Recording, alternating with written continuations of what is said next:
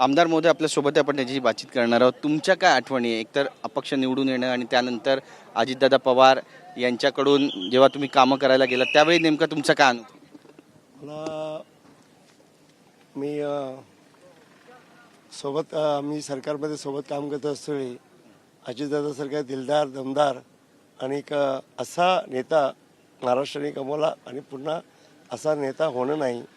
सकाळी 6 वाजता हजेरी देणारा आज पूर्ण मंत्रिमंडळामध्ये एकमेव नेता होता आणि ही कोणी भरून काढू शकत नाही, याचं दुःख आहे.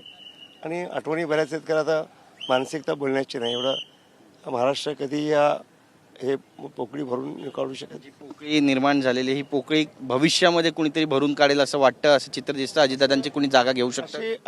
त्यांची जागा कोणी घेऊ शकत नाही. 100% त्यांची जागा कोणी घेऊ शकत, एवढं 100%. महाराष्ट्राचं राजकारण नेमक्या कोणत्या वळणावर आलंय असा विचार प्रत्येकाला आहे आणि या विचारानं काहूर माजलेल्या मनामध्ये की काय सुरू आहे? राजकारण नाही आहे, कारण महाराष्ट्रातली पूर्ण जनता, सर्वपक्षीय सगळ्याच पक्षाचे कार्यकर्ते, एवढा मोठा नेता अशा दुर्घटनेतून असं जाणं कुठल्याही पक्षाच्या कार्यकर्त्याला हे होणार नाही, पचणार नाही.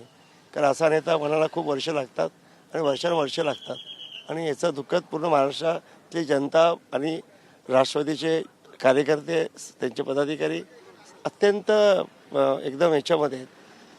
त्यांची आता मानसिकता बोलण्यासारखी पण नाही, कारण पूर्ण महाराष्ट्राला ह्या दुखवटा.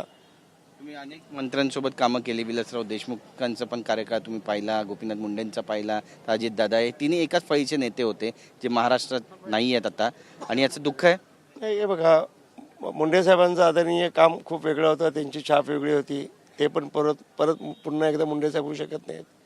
विलासजी देशमुख साहेबांची एक वेगळी छाप होती, एक शांत समवी अभ्यासू, एक वेगळा छाप होता. त्यांची जागा कोण? आणि आदरणीय स्वर्गीय अजित पवार साहेबांचं तर आपल्याला शब्दात नाहीत की सडे तोंडावरती बोलणं आणि तेवढंच कार्यकर्त्यांच्यात मिसळणं आणि आमचे आदरणीय मुख्यमंत्री देवेंद्र फडणवीस साहेबांचे अत्यंत जिवलग विश्वासू साथीदार हे गमावल्यामुळे आम्ही भारतीय जनता पक्षाचे सर्वच कार्यकर्ते अत्यंत दुःख आम्हाला.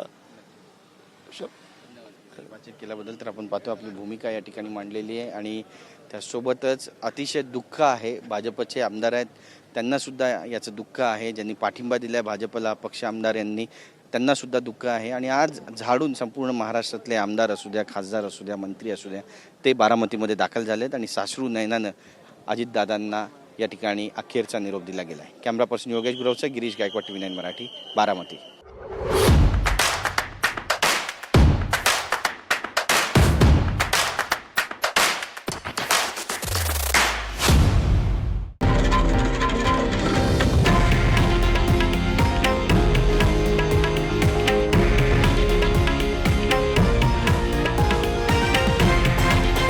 हे आहे देशातील नंबर 1 न्यूज नेटवर्क आणि आपण पाहत आहात TV9 मराठी, एकमेव.